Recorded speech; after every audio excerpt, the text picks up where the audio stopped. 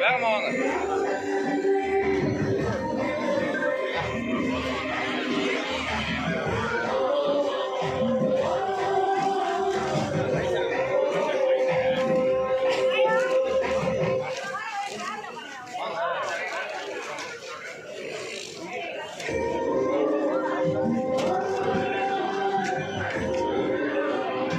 வேகமா ஊத்துறேன்.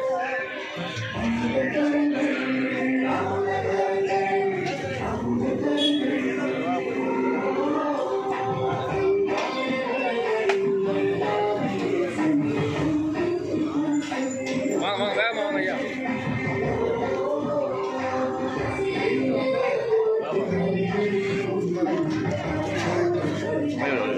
Thank you.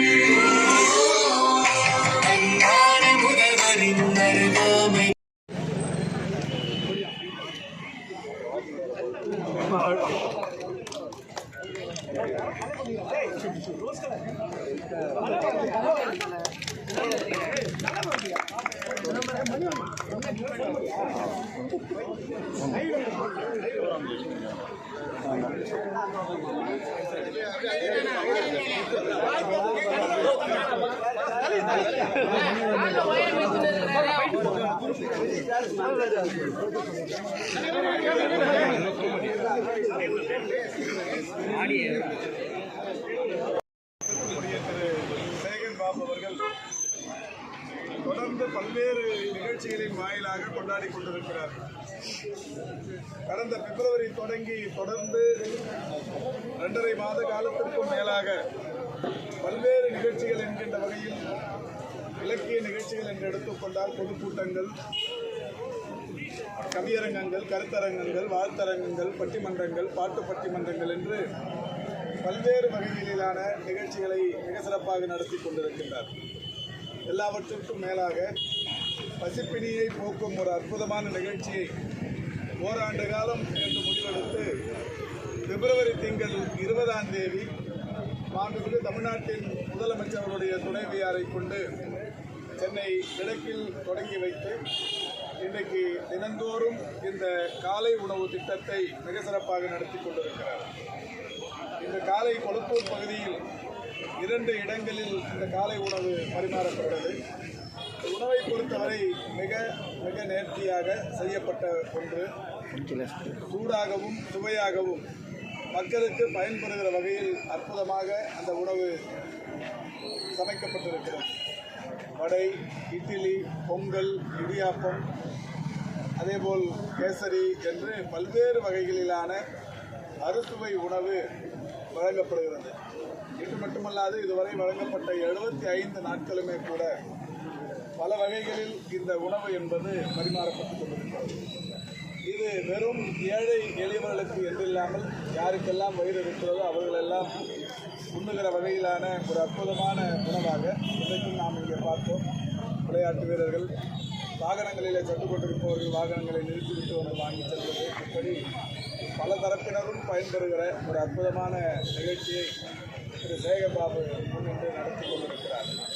பொதுவாக தொடர் நிகழ்ச்சிகள் நடத்துவது என்பது எங்கேயாவது தொய்வு ஏற்படும். ஆனால் தொடர் நிகழ்ச்சிகள் தொய்வில்லாமல் நடத்துகிற ஒரு மிக சிறந்த மாவட்ட செயலாளர் என்கின்ற வகையில் திரு சேகர் பாபு அவர்கள் தொடர்ந்து இந்த நிகழ்ச்சிகளை நடத்தி கொண்டிருக்கிறார். அவர் நடத்துகிற நிகழ்ச்சிகளில் தொய்வு நிறுத்தாது எந்த விதமான விசுறும் இல்லாமல் அந்த நிகழ்ச்சியை மிக நேர்த்தியாக நடத்தக்கூடியவர். இந்த உணவு வழங்கும் நிகழ்ச்சியில் கூட ஒழுங்கமைக்கப்பட்டிருக்கிற பாத்திரங்கள், ஒவ்வொருவரும் கையுறையுடன் அந்த உணவு பரிமாற வேண்டும் என்கின்ற நேர்த்தி, உணவு வழங்கப்படுகிற போதே அமுத கரங்கள் எனும் தலைப்பிலான ஒரு பாடல் ஒலிபரப்பு, இப்படி பல்வேறு சிறப்புகளோடு இந்த நிகழ்ச்சி நடைபெற்றுக் கொண்டிருக்கிறது. உண்மையிலேயே இது எல்லா நிகழ்ச்சிகளை காட்டியும் மிக சிறப்பான நிகழ்ச்சி என்பதை மனமகிழ்ச்சியோடு பாராட்டுகிறேன். மாவட்ட செயலாளர் என்கின்ற வகையில் இதை மிகுந்த மனநிறைவோடு பாராட்டி மகிழ்கிறேன். நாடு முழுவதும் நடந்த நீட் தேர்வில் பல்வேறு குளறுபடிகள் நடந்திருக்கு. மாணவர்கள் நேற்று வந்த நாள் முதலே குளறுபடிகள் தான். கடந்த ஆண்டு கூட உச்சநீதிமன்றத்தில் பல்வேறு கண்டனங்களுக்கு உள்ளாகியது. அதுவும் குறிப்பாக ஒன்றிய அரசு நடத்துகிற இந்த நீட் தேர்வில் முறைகேடுகள் மட்டுமல்ல, ஒழுங்கீனங்களும், குறிப்பாக மாணவ மாணவியர்களை சீரழிக்கும் வகையில் அவருடைய மனநிலையை சீர்குலைக்கிற வகையில் ஏராளமான நிகழ்வுகள். தமிழ்நாட்டில் மாணவர்கள் குறிப்பாக தாலியை கழற்றி வைத்துவிட்டு போய் தேர்வு எழுத வேண்டும் என்கின்ற விதிமுறையெல்லாம் இதுவரை வரலாறு காணாத ஒரு அத்துமீறல். இன்றைக்கு மாணவிகளின் தாலியை கழட்டி வைத்துவிட்டு வர வேண்டும் என்று சொல்வதும், ஒரு சென்டரில் பார்த்தேன், கணவனே அவருடைய மனைவியின் தாலியை கழட்டிவிட்டு இந்த சென்டருக்கு அனுப்பி வைக்கிற மிகப்பெரிய துர்பாக்கிய நிலை இன்றைக்கு ஏற்பட்டிருக்கிறது. நேற்றைக்கு பாரதிய ஜனதா கட்சியின் முன்னாள் தலைவர் மரியாதைக்குரிய அம்மையார் கவர்னராக பணியாற்றிய தமிழிசை அவர்கள் நீட்டாக நடந்து கொண்டிருக்கிறது என்கின்ற வகையில் ஏதோ புலமைமிக்க வார்த்தைகளை சொல்லிவிட்டு சென்றிருக்கிறார். நீட் என்பதே இவர்களால் தான் வந்தது என்பது நாடறியும். நீட்டு தேர்வினால் இன்றைக்கு 40க்கும் மேற்பட்டவர்கள் உயிரிழந்திருப்பது என்பதும் நாடறியும். நீட்டு விலக்குக்கு மாண்புமிகு தமிழ்நாட்டின் முதலமைச்சர்கள் எடுத்துக்கொண்டிருக்கிற நடவடிக்கைகளையும் நாடறியும். என்றாலும் இன்றைக்கு மாண்புமிகு தமிழ்நாட்டின் முதலமைச்சர்களால் எடுத்து வரப்படுகிற அந்த நடவடிக்கைகளுக்கு முட்டுக்கட்டையாக ஒன்றிய அரசு இருப்பதோடு மட்டுமல்லாது அதை நியாயப்படுத்துகிற வகையிலும் பேசி தருவது என்பது உண்மையில் ஒன்றாக இருக்க முடியாது. ஓய்வு பெற்ற நீதியரசர் கலையரசன் கமிட்டி 10% வரைக்கும் இடஒதுக்கீடு கொடுக்கலாம் அரசு பள்ளி மாணவர்கள் தெரிவிச்சிருந்தாங்க. எதிர்க்கட்சியாக இருக்கும்போது திமுகவுடைய கோரிக்கையாகவும் அது இருந்தது. இப்போ 7.5 தான் கொடுக்குறோம், அது 10% உயர்த்துவதற்கான வாய்ப்பு இருக்குதா? அதற்கான நடவடிக்கை எடுக்க போகிறோமா? இத்தனை சதவீதம் தர வேண்டும் என்பது முத்தமிழறிஞர் கலைஞர்கள் இதே மருத்துவக் கல்லூரியில் 15% இடஒதுக்கீடை அன்றைக்கு தந்தார்கள். இது போன்ற நீட்டு இல்லாத போது. ஆனாலும் கூட அன்றைக்கு உயர்நீதிமன்றத்தின் சார்பில் அதற்கு தடை விதிக்கப்பட்டது. இது 2007, 2008 நடந்தது உங்களுக்கு தெரியும்.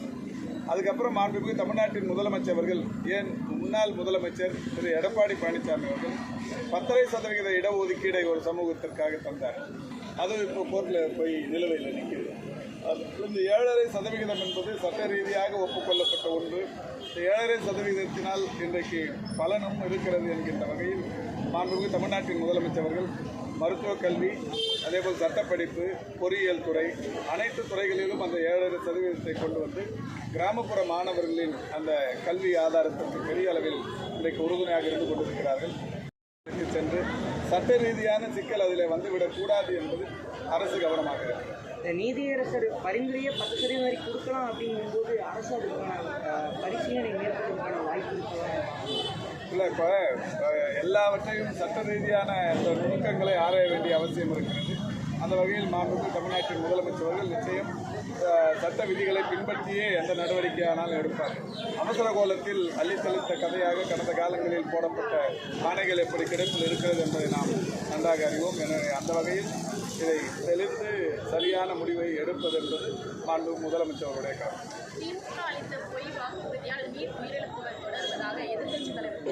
திமுக வந்தவுடனே ஏற்கனவே மாண்புமிகு தமிழ்நாட்டின் முதலமைச்சர்களும் மாண்புமிகு தமிழ்நாட்டின் துணை முதலமைச்சர்களும் பல்வேறு பேட்டிகளின் வாயிலாக இதை தெளிவுபடுத்தியிருக்கிறார்கள். நீட்டு விலக்கு பெறுவோம் என்பதில் எந்த விதமான மாற்று கருத்துமில்லை. திமுகவின் தேர்தல் அறிக்கையில் ஆட்சிக்கு வந்தால் நீட் விலக்கை பெறுவோம் என்கின்ற வகையிலான அது ஒரு அறிவிப்பு இருக்கிறது. அதுவும் கூட யார் கையிலிருந்து பெறணும், ஒன்றிய அரசு கையில். மாண்புமிகு முதல்வராக வணக்கத்துக்குரிய நம்முடைய தளபதி அவர்கள் பொறுப்பேற்றதற்கு பிறகு நீதியரசர் ஏ கே ராஜன் தலைமையிலான குழுவை வைத்து அந்த குழுவின் பரிந்துரையை சட்டமன்றத்தில் வைத்து சட்டமன்றத்தில் நிறைவேற்றப்பட்ட அந்த சட்ட முன்வடிவை தீர்மானத்தை கவர்னர் உடனடியாக ஆளுநருக்கு அனுப்பாத நிலையில் பல்வேறு முறைகளில் அதற்காக போராடி மீண்டும் 2வது முறையும் சட்டமன்றத்தில் வைத்து 2வது முறை வைக்கப்பட்ட அந்த தீர்மானம் மேதகு குடியரசுத் தலைவருக்கு அனுப்பி மேதகு குடியரசுத் தலைவர் அவருடைய அலுவலகத்திலிருந்து உள்துறை அமைச்சகத்துக்கு அனுப்பி உள்துறை அமைச்சகம் தமிழ்நாட்டில் இருக்கிற உயர்கல்வித்துறை, மருத்துவக் கல்வித்துறை,